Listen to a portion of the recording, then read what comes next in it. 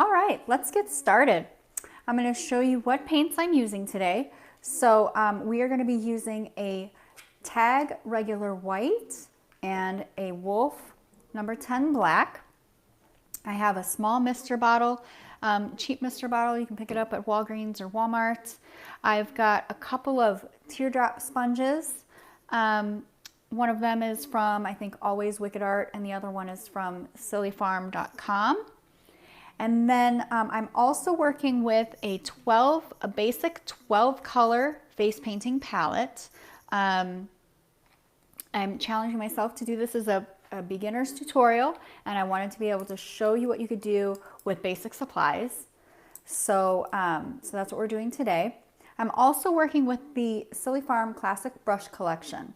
So we won't be using all of these brushes today, but for the basic tutorials, I like to use this brush collection because it's relatively affordable. It's between $24 and $26 typically, and it comes with these 6 brushes. So it comes with a 3/4 inch flat brush, the Paint Pal Big Drop brush, which is just a Filbert brush.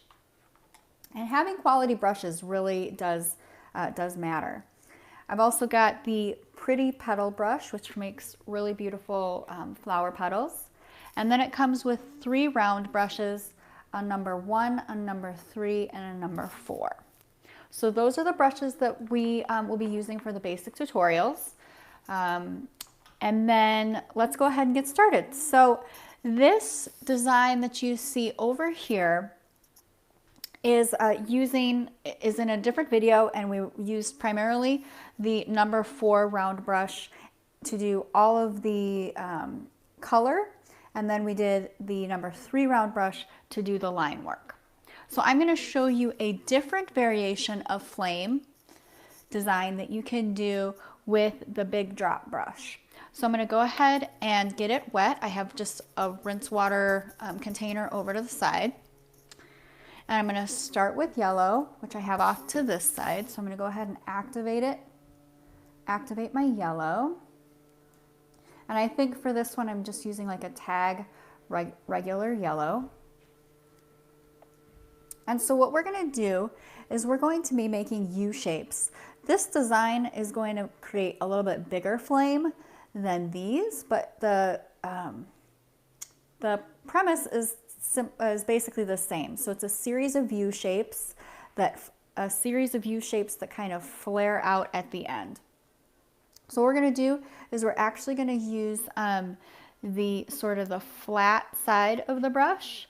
We're going to tip it up, and I'm going to did I say the flat side? So we're going to basically use the point of the brush. So I'm going to hold it sort of perpendicular to my work surface, and you're going to press down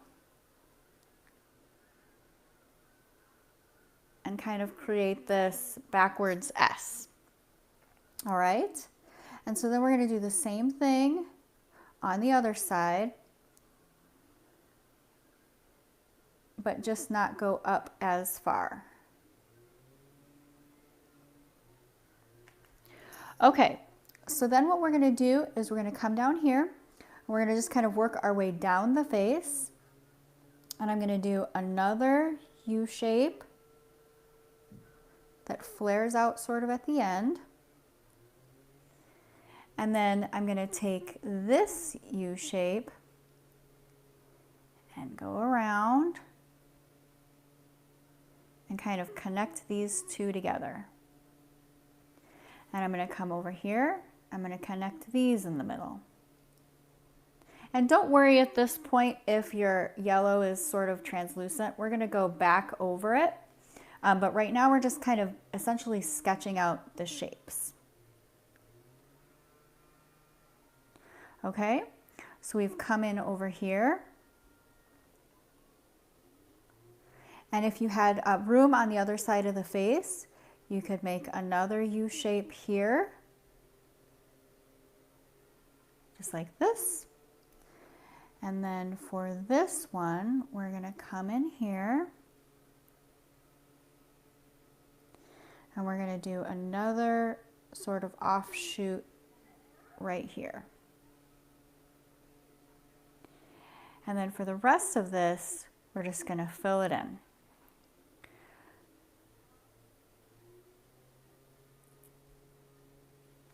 Okay, so essentially what we're going to do now is we're going to go ahead and pick up, I'm going to rinse this brush and we're going to go ahead and pick up some orange with our round brush.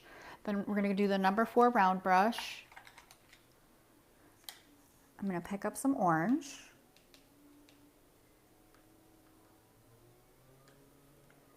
And I'm just going to come in here and I'm just going to kind of reactivate this yellow and sort of blend it into, blend the orange into the yellow. This is a good opportunity to sort of correct your shapes too if you want to, bring things out to a point. You're going to want to sort of keep the top half of the design a little bit lighter and then go darker sort of as you go down.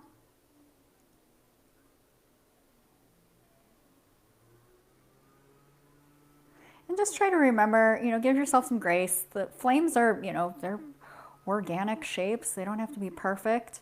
They kind of go every which way, so don't be too hard on yourself. The kids will love it either way. Okay, and so the last thing we're going to do is I'm going to go ahead and activate my red. I'm not even rinsing my orange brush out. I'm just going to pick up a little bit of red. You can always wash off the tops of your paints with just a little bit of a baby wipe. And then I'm going to come back here and kind of work this red into the orange.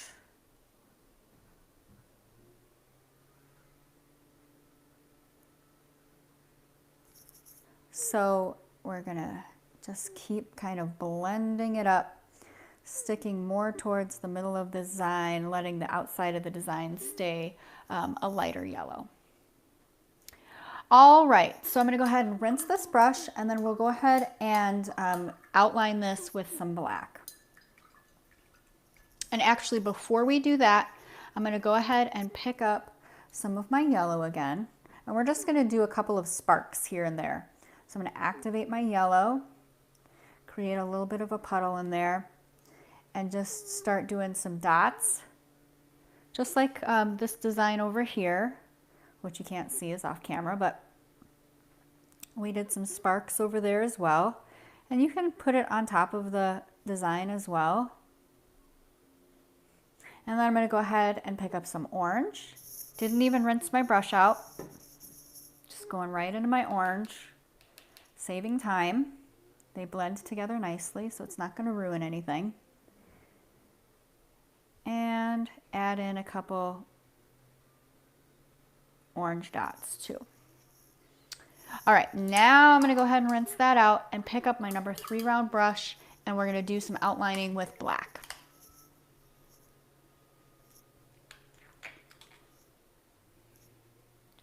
So I've got my black off to the side here. Go ahead and activate it with my number 3. And with line work, you'll have the most control if you keep your brush perpendicular to your work surface or your canvas. And we're just going to go ahead and follow these shapes.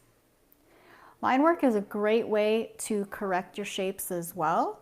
So it's really important to get used to using your round brushes. You need to be as familiar with them as you are with using a pen or a pencil. So just working in a little bit of daily line work practice is super helpful. And I have a Facebook group called Ray & Co Insiders where we have line work prompts that we work on every day. Almost every day. So here's a great example. I've kind of got, I don't know if you can see it, but I've kind of got 2 little flame flares going on here. So we're just going to use our black to correct that. So I'm going to come over here.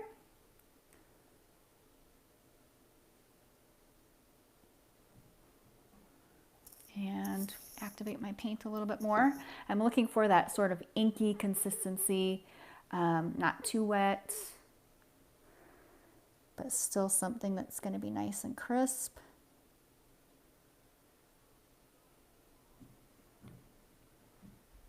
And so we're able to correct that a little bit.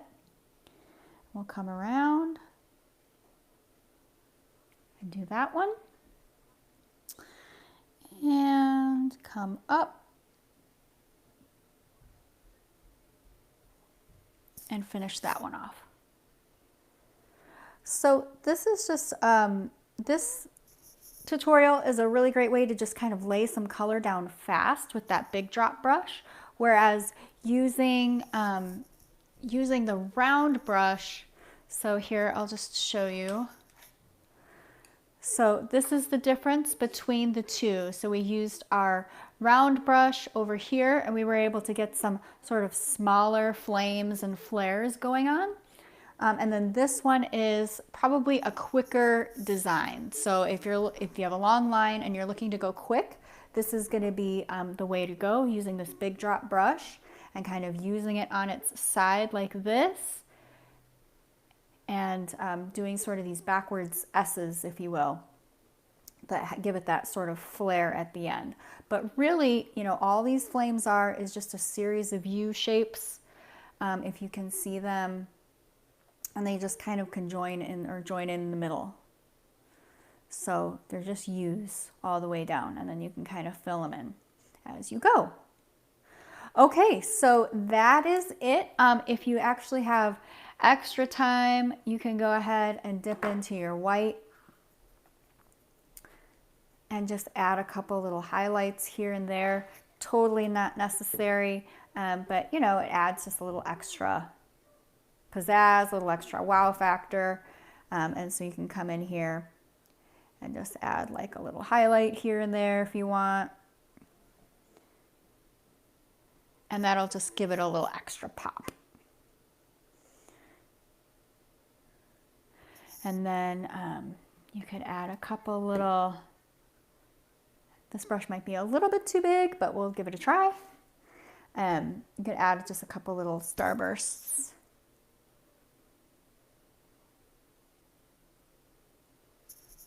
To make it kind of sparkle, shine, etc. So there you have it, two different ways of going about creating flames with basic brushes, basic paint palette, and that would be it. My recommendations for supplies can be found in the description. There's a link to that for you. And there's all kinds of recommendations for different budget levels if you're thinking about getting started with face paint, or you're just doing it for a hobby and want to do it with your kids and whatnot. So thanks for tuning in. Subscribe, like, give us a comment, and we will try to keep up with those. Otherwise, consider joining the Facebook group Ray & Co Insiders, which would be facebook.com/groups/RAECO Insiders, and then you can join the group and have fun with us there. All right, take care.